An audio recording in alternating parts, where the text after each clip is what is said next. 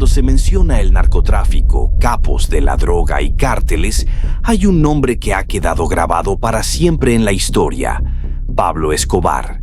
Escobar fue el criminal por excelencia.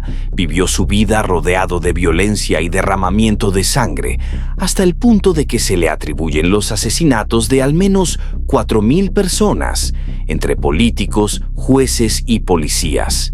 A pesar de su brutalidad y de la cantidad de sangre que manchaba sus manos, Escobar logró ganarse el amor y el favor de los habitantes de Medellín. No es de extrañar que el público en general tuviera sentimientos encontrados hacia él, sentimientos que se manifestaron en su funeral. En el video de hoy revelaré lo que realmente ocurrió en el funeral de Pablo Escobar, un evento que conmocionó al mundo. Antes de seguir con este apasionante video, no olvides suscribirte a nuestro canal si no quieres perderte ninguna novedad sobre el mundo del crimen. Continuamos. El reinado de Pablo Escobar como capo del crimen terminó el 2 de diciembre de 1993, un día después de cumplir 44 años. Antes de eso, Escobar dirigía un sindicato del crimen y llegó a ser el principal controlador del mercado mundial de cocaína. Sin embargo, todo cambió cuando el capo encontró la muerte en un tiroteo con la policía en Medellín, Colombia. La población de Medellín y el resto del mundo reaccionaron a la noticia de su muerte con sentimientos encontrados. Algunos se alegraron de que el criminal, que había cometido atrocidades durante su vida, hubiera encontrado finalmente su fin, mientras que otros, que lo consideraban una especie de Robin Hood, se entristecieron profundamente. La noticia del fallecimiento de Escobar fue inmediatamente seguida de una invitación a su funeral. Al día siguiente, la familia de Escobar comprendió que, aunque había acumulado un gran número de enemigos en vida, había miles de personas que lo querían. Teniendo esto en cuenta, la familia del narcotraficante decidió dar a la gente la oportunidad de presentar sus últimos respetos, invitando a todos al funeral que se iba a celebrar en un cementerio en las afueras de Medellín. Como era de esperar, al funeral asistieron miles de personas, pobres, ricos e incluso dignatarios como el presidente de Colombia. El funeral de Pablo puso de manifiesto el legado que había dejado y el tremendo impacto que su vida tuvo en miles de personas. Era un criminal famoso y, sin embargo, miles de personas acudieron a su entierro, ya fuera por respeto o por rencor. ¿Cómo un hombre con semejante reputación logró ganarse el corazón de tantos? ¿Por qué la gente acudió en masa a su entierro? Y, lo que es más importante, ¿qué ocurrió cuando las personas que admiraban a Escobar se enfrentaron a quienes lo consideraban un vulgar criminal? La única forma de obtener respuestas es viajar al lugar donde todo comenzó.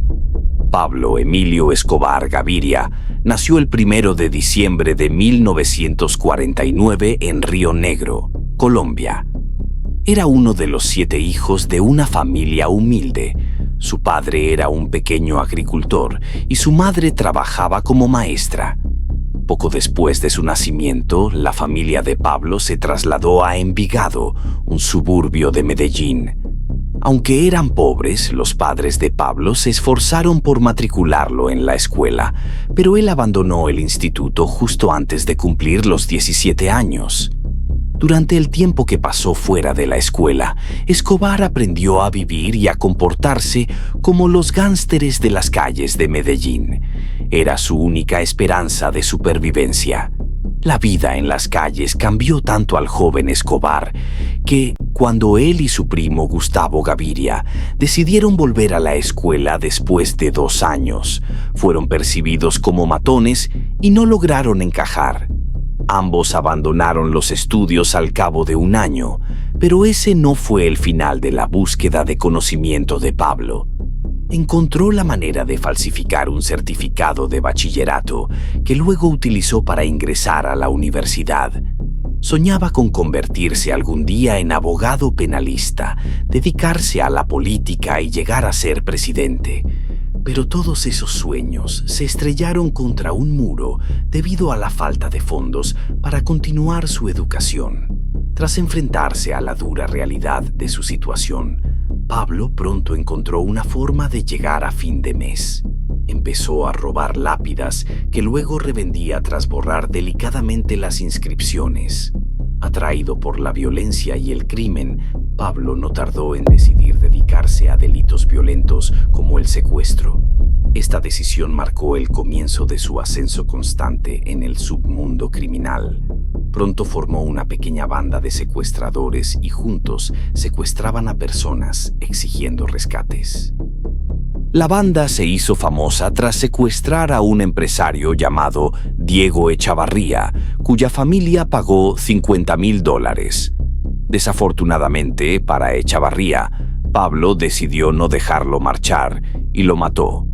Pablo y su banda no se detuvieron en el secuestro, sino que pasaron a delitos mayores como el robo de coches, lo que pronto llevó a la primera detención de Pablo en 1974. Ser arrestado a una edad tan temprana no fue suficiente para disuadir a Pablo de ir en contra de la ley. En todo caso, solo empeoró la situación. Desde ese momento, Pablo ya estaba implicado en varias formas de delincuencia organizada.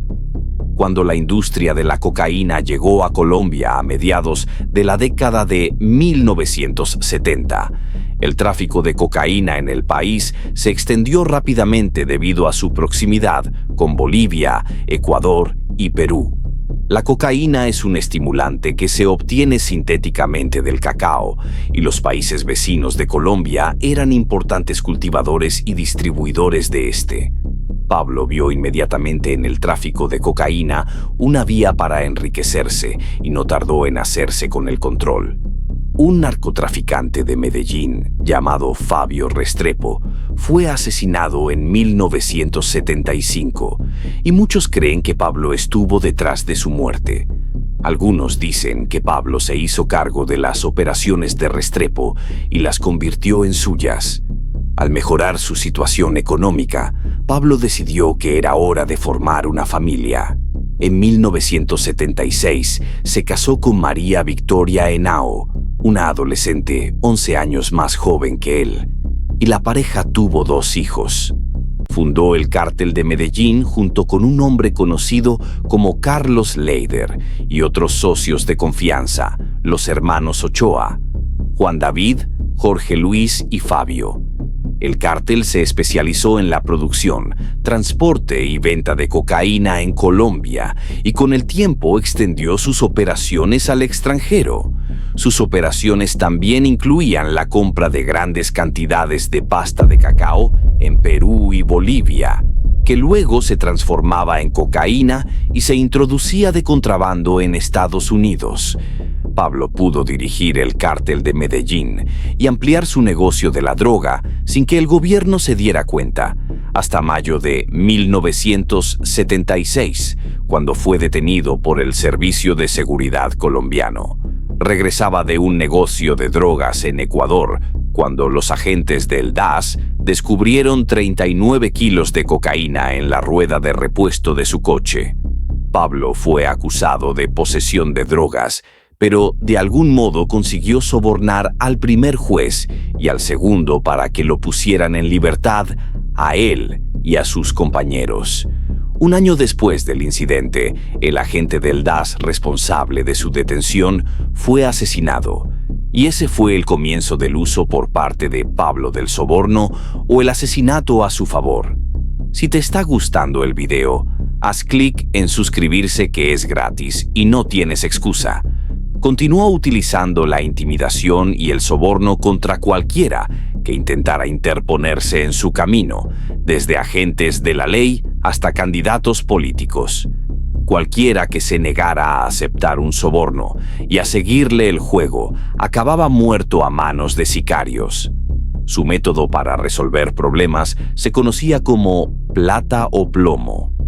La plata representaba el dinero del soborno, mientras que el plomo representaba las balas, lo que significaba que cualquiera que se negara a aceptar el dinero recibiría una bala. El negocio de la droga de Pablo creció rápidamente y pronto se hizo lo suficientemente rico como para hacer importantes donaciones a numerosos políticos del partido, del Nuevo Liberalismo y del Partido Liberal Colombiano. Muchos de los políticos a los que apoyó fueron elegidos, lo que proporcionó a Pablo una larga lista de funcionarios del gobierno que le debían favores a los que podía recurrir fácilmente siempre que lo necesitara. Todas las conexiones de Pablo ayudaron al cártel de Medellín a mantenerse en el negocio durante años, pero el cártel dio en el clavo en 1978, cuando Pablo se reunió con otros señores de la droga en una granja. Se puede decir con seguridad que los narcotraficantes enseñaron a Pablo nuevas formas y estrategias para ampliar su negocio de narcotráfico. A finales de 1978, el cártel de Medellín había introducido 19.000 kilogramos de cocaína en Estados Unidos. Con el aumento constante de la demanda de cocaína en el país, Pablo organizó más envíos, nuevas rutas y mejores redes de distribución en distintas partes del país, especialmente en el sur de Florida, California y Puerto Rico. La necesidad de aumentar sus operaciones llevó a Pablo y al cofundador del cártel, Carlos Leder, a encontrar mejores formas. El Cessna estaba construido con potentes motores de unos 180 a 210 caballos de potencia, una mayor capacidad de combustible y podía volar 1.289 kilómetros. Todas estas cualidades lo convertían en un avión ideal para el contrabando de drogas. El primer envío de Pablo fue de 250 kilogramos de cocaína, valorados en $15 millones. El uso de aviones resultó ser más eficaz y menos costoso, por lo que Pablo decidió dejar de utilizar mulas de narcotraficantes y centrarse más en el uso de aviones para garantizar la seguridad de la droga. Pablo comenzó a volar con la cocaína a Estados Unidos utilizando Cessna. Para facilitar los vuelos, crearon un nuevo lugar donde trasladar sus cargamentos desde las Bahamas, en una isla llamada Norman's Cay, situada en el sureste de Florida. Pablo y uno de sus socios, Robert Vesco, compraron una gran extensión de terreno en la isla, donde también pagaron por una pista de aterrizaje de 1 kilómetro, un puerto, un hotel, casas, barcos y aviones. Construyeron en la isla un almacén frigorífico bien planificado para almacenar adecuadamente su cocaína. La isla de Norman's Cay se convirtió en la principal ruta de contrabando del cártel de Medellín entre 1978 y 1982, y el cártel se benefició enormemente de ello. Pablo y Carlos pasaban la mayoría de los fines de semana volando desde la isla hasta el rancho de Pablo en Colombia, donde recogían entre 300 y 500 kilogramos de cocaína y volaban de vuelta a la isla. Desde allí, la droga se introducía de contrabando en Estados Unidos. Los ingresos de Pablo aumentaron al máximo gracias a esta ruta, y pronto fue lo suficientemente rico como para pagar millones de dólares por 20 kilómetros de tierra en Antioquia, donde construyó una finca llamada La Hacienda Nápoles. Esta finca, que llevaba el nombre de Nápoles, Italia, fue construida suntuosamente para mostrar la riqueza de Pablo. Contenía un lago, un jardín de esculturas, un campo de fútbol, una pista de aterrizaje, una plaza de toros privada y un zoológico que albergaba hipopótamos, jirafas, camellos, antílopes, elefantes, avestruces y otras aves exóticas. El zoológico estaba tan bien cuidado que se convirtió en un parque temático. Pablo también adquirió coches, motos y más aviones, básicamente para dar lo mejor a su familia y al mismo tiempo acomodar las operaciones del cártel. A mediados de la década de 1980, Pablo controlaba más del 80% de las drogas que entraban de contrabando en Estados Unidos, suministrando diariamente onzas de cocaína a este país. El capo de la droga y su cártel ganaban hasta 420 millones de dólares cada semana. El narcotráfico hizo a Pablo tan rico que Forbes lo nombró una de las 10 personas más ricas del planeta, tras estimar que su patrimonio neto ascendía a 30.000 millones de dólares. Acumuló tanta riqueza que compró un jet privado especialmente para transportar su dinero. A medida que aumentaba su fortuna, Pablo desarrolló un deseo de fama que reavivó sus sueños de ser político. Sin embargo, comenzó a llamar la atención de la gente a través de la filantropía. Empezó por urbanizar barrios pobres de Medellín y gastó millones en carreteras, tendidos eléctricos, escuelas, pistas de patinaje y campos de fútbol. Se ganó el corazón de muchos cuando se propuso destruir los barrios marginales de Medellín, asociándose con el director de urbanismo para construir 5.000 viviendas para indigentes. Pronto, la gente comenzó a considerarlo una figura similar a Robin Hood, o Robin Hood Paisa, como lo llamaban. Para la gente estaba haciendo mucho más de lo que el gobierno había hecho nunca por sus ciudadanos. Era conocido por pagar a quienes trabajaban en su laboratorio de cocaína lo suficiente como para llevar una vida cómoda. A medida que crecía el amor y el respeto de la gente por él, también crecía su sueño juvenil de ser presidente. Así que se metió en política, apoyó y participó en la formación del Partido Liberal de Colombia. Se acercó un poco más a su sueño cuando fue elegido miembro suplente del Congreso colombiano en 1982. Aunque era suplente, la legislación colombiana le concedió inmunidad parlamentaria y derecho a pasaporte diplomático. Desgraciadamente, no duró mucho en ese cargo debido a una investigación que llevó a cabo sobre él el ministro de Justicia, Rodrigo Lara Bonilla. Tras pasar 2 años en el Congreso, el ministro de Justicia encontró todos los trapos sucios que había que encontrar sobre Pablo y lo expuso públicamente, obligándolo a dimitir del cargo. Pocos meses después, Lara Bonilla fue asesinado en un tiroteo y se cree que fue por orden de Pablo. La carrera política de Pablo fue efímera. Enfurecido por la humillación pública que le infligió Lara Bonilla, su ira pronto alcanzaría a otro político. Durante las elecciones presidenciales de 1989, el candidato Luis Galán anunció públicamente que, si era elegido presidente, extraditaría inmediatamente a Pablo por sus delitos relacionados con la droga. Hacer públicos sus planes sobre Pablo fue probablemente el mayor error que cometió Galán, porque Pablo no pensaba dejar que nadie lo extraditara, pasara lo que pasara. Pablo puso inmediatamente en marcha un plan para detener a Galán. El primer atentado contra la vida de Galán se produjo durante una campaña en Medellín, cuando un sicario disparó un RPG contra él, pero este tuvo la suerte de escapar por los pelos. Galán no dudó que el incidente le disuadió, lo que le dio a Pablo la oportunidad de asestarle un golpe mortal. Esta vez, Galán recibió un disparo de un sicario entre la multitud, justo cuando se acercaba al micrófono en su campaña en la ciudad de Soacha. El sicario, que había disparado varias veces contra Galán, fue detenido y más tarde confesó que le habían ofrecido $100.000 por realizar el trabajo.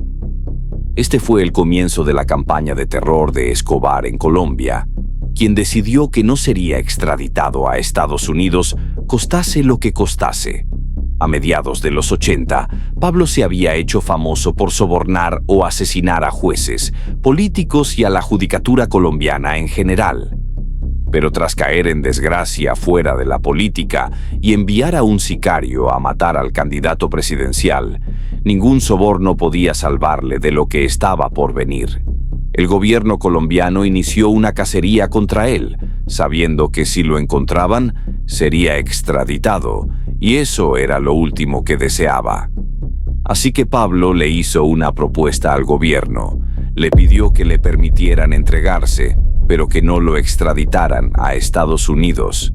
Cuando el gobierno respondió negativamente a su petición, Pablo hizo lo que mejor sabía hacer. Fundó la Organización de los Extraditables, con el objetivo de conseguir que el gobierno aceptara una cláusula de no extradición y concediera la amnistía a los señores de la droga que renunciaran voluntariamente al tráfico de cocaína. El lema de la organización, los extraditables, era: preferimos una tumba en Colombia a una cárcel en Estados Unidos. El grupo luchó contra el gobierno colombiano de todas las formas posibles, y su principal estrategia consistió en intentar manipular a la sociedad para que apoyara su objetivo. Comenzaron publicando anuncios en los periódicos en los que exponían su objetivo e intentaban hacer ver al público las razones por las que no debían ser extraditados. Luego pasaron a influir en los partidos políticos para que les apoyaran y hablaran en su favor. El grupo siguió luchando por su causa hasta finales de 1986, cuando el Tribunal Supremo de Colombia declaró que el tratado de extradición que Colombia tenía con Estados Unidos era ilegal, debido a que lo había firmado una delegación presidencial en lugar del presidente. En ese momento, Pablo se alegró mucho, pues parecía que había ganado la batalla contra el gobierno, pero su victoria duró poco. En cuanto el nuevo presidente, Virgilio Barco Vargas, tomó posesión, renovó rápidamente el tratado de extradición con Estados Unidos. La Organización de los Extraditables pronto se convirtió en un grupo narcoterrorista, ya que declararon la guerra al Estado y comenzaron a utilizar la violencia contra políticos y funcionarios encargados de hacer cumplir la ley. La campaña de no extradición de Pablo se convirtió en un baño de sangre en noviembre de 1989, cuando ordenó colocar una bomba en el vuelo 203 de Avianca en un intento de asesinar al candidato presidencial César Gaviria Trujillo. Afortunadamente para Trujillo, perdió el vuelo, pero las otras 107 personas que viajaban en el avión murieron a causa de la explosión de la bomba. 2 de las personas muertas en el atentado eran estadounidenses y el gobierno de EE.UU tardó en intervenir en el asunto, pero el despiadado Pablo no había terminado de derramar sangre. Solo 9 días después del atentado, Pablo hizo su siguiente movimiento, y esta vez la bomba iba dirigida contra el Servicio de Seguridad colombiano, el DAS. La bomba se adhirió a un camión y se colocó frente al edificio del DAS, matando a más de 50 personas y dejando heridas a más de 2.200. La Organización de los Extraditables, así como Pablo, perdieron inmediatamente el apoyo de la gente, porque se habían convertido en un grupo terrorista que mataba a personas inocentes por su codiciosa causa. A principios de la década de 1990, el gobierno de César Gaviria presionó a Pablo y al cártel de Medellín, y cada vez les resultaba más difícil luchar contra el gobierno. La presión fue tanta que Pablo acabó cediendo y aceptó negociar con el gobierno. Aceptó cesar todas sus operaciones delictivas y entregarse a cambio de una condena más corta y un trato preferente durante su estancia en prisión. Pero antes de que se entregara, en junio de 1991, una nueva constitución colombiana había aprobado la prohibición de extraditar a ciudadanos colombianos a Estados Unidos. Esta nueva constitución se convirtió en un tema controvertido, ya que la gente sospechaba que los miembros de la Asamblea Constituyente habían sido influenciados por Pablo y otros señores de la droga para aprobar la ley de prohibición. El gobierno colombiano dio a Pablo la oportunidad de construir una lujosa prisión conocida como La Catedral. Esta prisión contaba con un campo de fútbol, una casa de muñecas gigante, un bar, un jacuzzi, una cascada y una discoteca. Quizá lo más interesante de la prisión era un telescopio que Pablo instaló para poder mirar hacia la ciudad de Medellín y ver a su hija mientras hablaba con ella por teléfono. Estar en una prisión tan cómoda significaba que Pablo podía continuar con sus actividades delictivas. Se le permitió tener teléfonos, ordenadores y faxes en la catedral, por lo que controlar el cártel de Medellín desde la cárcel era muy posible. Todos los guardias de la prisión eran empleados de Pablo, quienes los elegía personalmente para el trabajo. Sin embargo, Pablo pronto abusó del trato preferente que le daba el gobierno y convirtió la catedral en una casa de tortura, donde torturó y mató a 2 miembros del cártel. Este incidente llevó al gobierno a planear su traslado a una prisión más convencional en julio de 1992. Pero Pablo tenía ojos y oídos en el terreno y se enteró del plan del gobierno antes de que pudieran trasladarlo. Obtener la información con antelación le dio tiempo para planear y conseguir escapar de la cárcel. Pablo salió de la catedral por un canal de fuga que había construido. Cuando se estaba construyendo la prisión, una parte del muro se había hecho con hormigón débil que Pablo pudo derribar fácilmente. El gobierno inició inmediatamente una persecución de Pablo con la ayuda de la Agencia Antidroga de Estados Unidos. Pablo permaneció huido durante meses y su ausencia comenzó a tener efectos negativos en el cártel de Medellín. La detención de miembros del cártel y la muerte de sus líderes llevaron al cártel a su inevitable desaparición. Pablo Escobar, el fin. Tras escapar de la catedral, Pablo pasó los siguientes 16 meses huido. La Policía Nacional Colombiana desplegó un grupo especial llamado Bloque de Búsqueda para atraparlo. Pablo logró eludir al bloque de búsqueda todo el tiempo que pudo, pero el destino le alcanzó una noche en la que el equipo de vigilancia electrónica de Colombia interceptó una llamada que sospechaban que era suya a su hijo Juan Pablo. El equipo utilizó tecnología de triangulación por radio para rastrear el teléfono de Pablo y descubrió su escondite en Los Olivos, Medellín. Cuando el bloque de búsqueda llegó a su ubicación, ya era demasiado tarde para que Pablo escapara sano y salvo. Él y su guardaespaldas, Álvaro de Jesús Agudelo, también conocido como El Limón, subieron a la azotea del edificio buscando una vía de escape, pero la policía abrió fuego contra ellos. Pablo recibió balazos en la pierna y en el pecho, y una bala mortal le atravesó la oreja. En cuanto se confirmó la muerte de Pablo, los miembros del bloque de búsqueda celebraron ampliamente su victoria, porque habían puesto fin al reinado del delincuente más buscado de Colombia. Aunque esa es la historia oficial de su muerte, ha habido un misterio en el aire sobre quién mató realmente a Pablo Escobar. Este misterio surge de 2 hechos. El primero es que, en el momento de su muerte, Pablo tenía muchos enemigos, entre ellos los Pepes, un grupo de vigilancia, y el cártel de Cali. El segundo hecho es que el hijo de Pablo, Juan Pablo, que ahora se hace llamar Sebastián Marroquín, así como sus hermanos, creen que Pablo se suicidó. Los Pepes eran un grupo formado por personas que odiaban a Pablo Escobar, y su misión era acabar con él y con el cártel de Medellín. Un antiguo miembro del cártel de Medellín afirmó que el grupo estaba tan desesperado por acabar con Pablo que ofreció dinero al bloque de búsqueda para matarlo. Sus afirmaciones hacían pensar que el bloque de búsqueda había unido sus fuerzas a las de un grupo paramilitar para acabar con Pablo, y esta idea siguió siendo difícil de tragar hasta 2008, cuando la CIA publicó documentos que probaban sus afirmaciones. Los documentos afirmaban que el director de la Policía Nacional Colombiana, el general Miguel Antonio Gómez, había compartido información sobre Pablo con el líder de los Pepes. Con esta información a disposición del público, hay quienes creen que Pablo murió a manos de sus enemigos.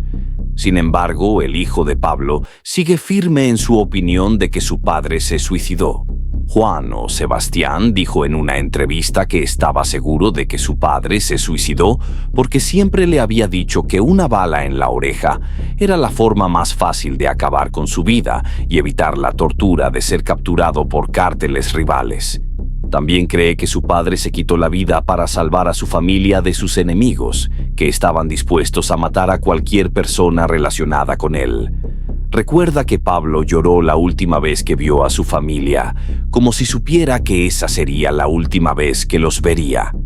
Las teorías sobre el asesino de Pablo Escobar siguen vigentes, pero lo cierto es que fue asesinado por una bala que le atravesó la oreja. Pablo Escobar fue enterrado el 3 de diciembre de 1993, 2 días después de cumplir 44 años y un día después de ser asesinado. Fue quizás el narcotraficante más prolífico que el mundo haya visto jamás, y su funeral fue un testimonio de ello. Su funeral fue un acontecimiento lleno de caos y emoción, en el que miles de personas acudieron a presentarle sus últimos respetos. Pablo no era un hombre corriente. Vivió una vida llena de poder y violencia. Hubo quienes le odiaron por terrorista, pero hubo otros que le amaron hasta el final. El funeral en sí fue un acto tranquilo celebrado en Medellín, al que solo asistieron familiares y amigos íntimos. Sin embargo, las calles estaban abarrotadas por más de 25,000 personas que lloraban a su querido héroe o celebraban su muerte. Sus partidarios llevaban camisetas con el rostro de Pablo, mientras que otros tenían pancartas en las que declaraban su amor por el narcotraficante, a quien consideraban un Robin Hood. En cuanto sacaron el féretro de la funeraria para llevarlo al cementerio, todos empezaron a forcejear para tocarlo. La policía colombiana que custodiaba la zona trató de controlar la situación, ya que la gente comenzó a luchar entre sí por una oportunidad de tocar el ataúd, pero la multitud era demasiado salvaje para ser controlada. La policía estableció barricadas y puestos de control en el barrio para asegurarse de que los miembros del cártel de Escobar no tomaran represalias por su muerte. En el funeral, la multitud siguió el féretro hasta el cementerio Jardines Montenegro, donde los que odiaban a Pablo atacaron y persiguieron a su familia. Cuando el sacerdote intentó rezar una oración por Pablo, la gente hizo tanto ruido que no pudo terminar la oración. El ambiente en torno al cementerio se llenó de una mezcla de amor, odio, miedo y tensión, ya que todo el mundo tenía su opinión sobre el capo. El entonces presidente colombiano, César Gaviria, asistió al funeral de Pablo para compadecerse de su familia, aunque él ordenó la operación que acabó con su vida. El país había visto tanta violencia por parte de Pablo Escobar, y el presidente Gaviria estaba haciendo su trabajo, pero eso no significaba que no consolara a la familia por su pérdida. No había duda de que el pueblo de Medellín quería mucho al capo de la droga y que, aunque su vida estuvo llena de violencia y crimen, las buenas acciones de Pablo Escobar le dieron la fama que deseaba tener. Las secuelas de su muerte, desde todos los puntos de vista, significaron el final de una era y tuvieron significados completamente distintos para el cártel de Medellín y la familia Escobar. Mientras Pablo huía, el cártel de Medellín ya se enfrentaba a las críticas del gobierno, el cártel de Cali y los Pepes. Sin un líder que presidiera sus asuntos, el cártel no tardó en fragmentarse y la muerte de Pablo fue el último clavo en el ataúd. A pesar de que el cártel se enfrentaba a luchas internas, los grupos de vigilancia paramilitar, los Pepes, estaban decididos a acabar con toda la estructura. Cazaron a los lugartenientes de Pablo hasta que no quedó nada del cártel. El fin del cártel de Medellín favoreció a otros cárteles en el comercio de cocaína, especialmente al cártel de Cali, que dominó el mercado de la cocaína hasta mediados de la década de 1990, cuando el gobierno colombiano acabó con el grupo. Además de ser líder del cártel, Escobar era un hombre de familia, lo que explica por qué Juan Pablo cree que su padre murió para salvar a su familia. Sin embargo, la muerte de Pablo dejó a los Escobar en una situación peor, ya que sus enemigos querían hacerles daño. En 1995, la viuda de Pablo, María Henao, se vio obligada a huir del país con su hijo Juan Pablo y su hija Manuela, tras buscar asilo en distintos países sin éxito. El cártel de Cali exigió millones de dólares a la viuda de Pablo como compensación por la guerra que él había librado contra ellos. María les pagó todo lo que pedían mientras negociaba por la vida de su hijo, prometiendo que nunca buscaría venganza contra el cártel ni seguiría los pasos de su padre. Las cosas iban bien y vivieron una vida normal durante años. María se convirtió en una exitosa agente inmobiliaria hasta que uno de sus socios descubrió su verdadera identidad y huyó con su dinero. El incidente condujo a la detención de María, quien estuvo encarcelada durante 6 meses mientras el gobierno examinaba sus finanzas. Tras una minuciosa investigación, fue puesta en libertad al comprobar que su negocio era legal y que no tenía relación con ninguna actividad ilegal. Desde que Pablo murió, su familia ha hecho todo lo posible por vivir como cualquier familia normal, pero su conexión con Pablo lo ha hecho casi imposible.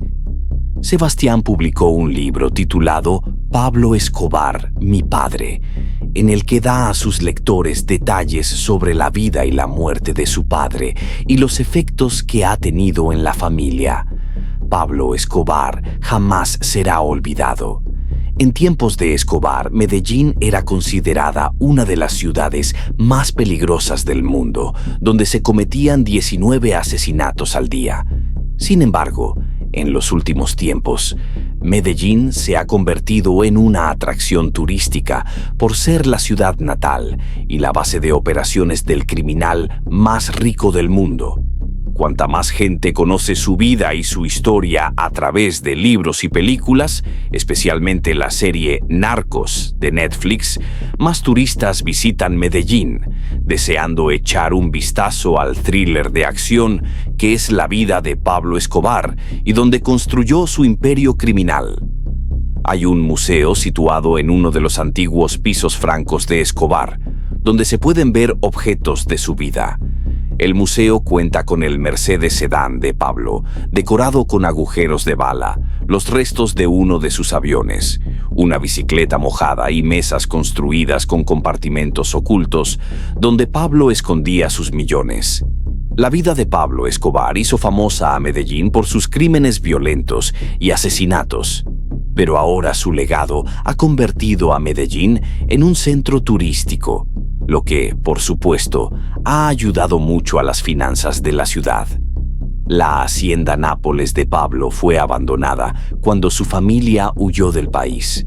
Sus hipopótamos fueron dejados a su suerte, ya que el gobierno alegó que eran demasiado grandes para ser confiscados. A medida que los animales crecían en número, comenzaron a vagar por los alrededores en busca de comida. Con el paso del tiempo, los hipopótamos, ahora conocidos como hipopótamos de la cocaína, siguieron aumentando en número, y en 2014 había más de 40 hipopótamos viviendo en Antioquia, Colombia. Después de algunos años de estar desatendida, el gobierno entregó la hacienda Nápoles a familias de bajos ingresos bajo la ley de extinción de dominio.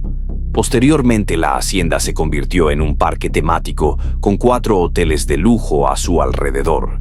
La catedral, después de que Pablo se fugara de la catedral en 1992, estuvo abandonada durante años, hasta 2007, cuando un grupo de monjes benedictinos llegó y se hizo cargo del lugar. A los monjes les gustó el sitio porque estaba apartado de la ciudad, lo que lo convierte en un buen lugar para meditar. Se instalaron rápidamente y construyeron una capilla, una cafetería, una biblioteca y una casa de huéspedes para las personas que quisieran pasar un tiempo en este entorno sereno. Los monjes transformaron el lugar y contrataron a trabajadores para mantenerlo en funcionamiento. Unos años más tarde, la ciudad de Envigado agradeció a los monjes sus esfuerzos, entregándoles toda la propiedad. El mundo sigue maravillado con Pablo Escobar, su vida como criminal, su muerte y los efectos que ha tenido en Medellín hasta la fecha. Bueno o malo, una cosa es cierta, no caerá en el olvido. Aunque su historia es única, Pablo es uno de los muchos capos de la droga que han dejado su huella en el mundo. Y hasta aquí este apasionante recorrido por la vida y legado de Pablo Escobar. Si te ha gustado este video, no olvides darle like para que más personas puedan descubrir esta increíble historia. También te invito a suscribirte al canal y activar la campanita para no perderte ninguno de nuestros próximos contenidos cargados de misterio, historia y mucho más. Déjanos tus comentarios abajo, cuéntanos qué te ha parecido el video o qué otros temas te gustaría que abordáramos. Tu opinión es muy importante para nosotros. Gracias por acompañarnos y nos vemos en el próximo video. ¡Hasta pronto!